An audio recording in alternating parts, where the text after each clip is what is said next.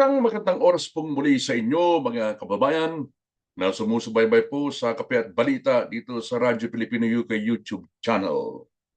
Meron lang akong idudulog sa inyo. Sumasang-ayon ba kayo o hindi?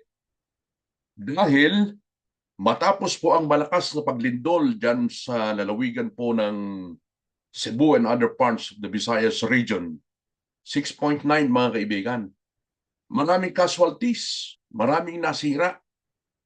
Tapos ang maririnig mong reaksyon ng kasalukuyang gobyerno, magbebenta ng 20 pesos per kilo na bigas sa mga tinamaan ng lindol dyan sa naturang rehiyon at lalawigan. Magbebenta, mga kaibigan, ng 20 pesos per kilo na bigas. Tama ba yun? Nararapat ba yun? Magkano ang pondo ng Office of the President ni Baby M? Ito mga kaibigan, ang budget ng Office of the President for 2025 is 10.506 billion pesos.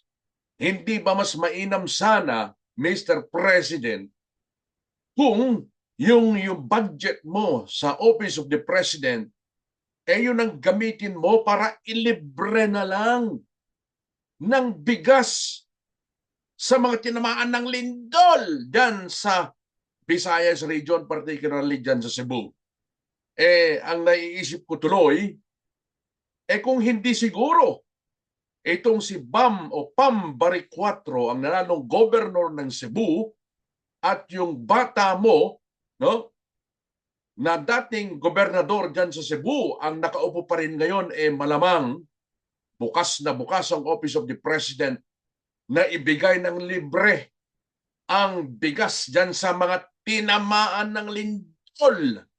Talaga namang nakakalindol ang kasalukuyang namumuno sa ating gobyerno, mga kaibigan.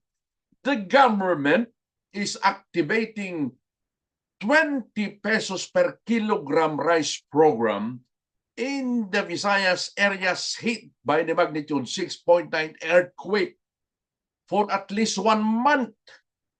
Ito ang kinumpirma at inihayag ni Secretary Francisco Chu Laurel Jr. ngayong araw, mga kaibigan. Nakakawalang konsensya naman itong nakakawalang konsensya naman itong administrasyon na ito, mga kaibigan.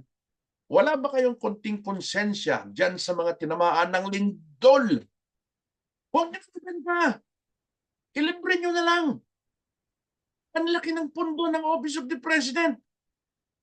Yung mayor ng Davao, acting mayor ng Davao, dahil sa ang vice mayor, si Baste Duterte nandun na.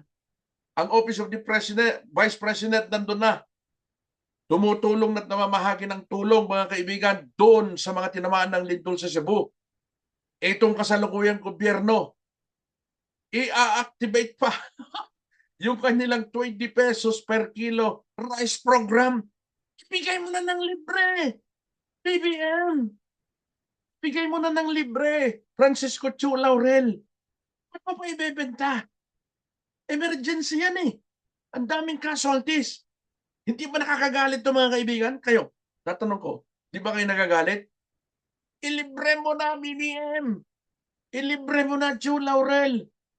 Pa naman kayo? Tinamaan ng lindol lang mga yan, nais nila ng tulong. Hindi bumili, wala silang pambili.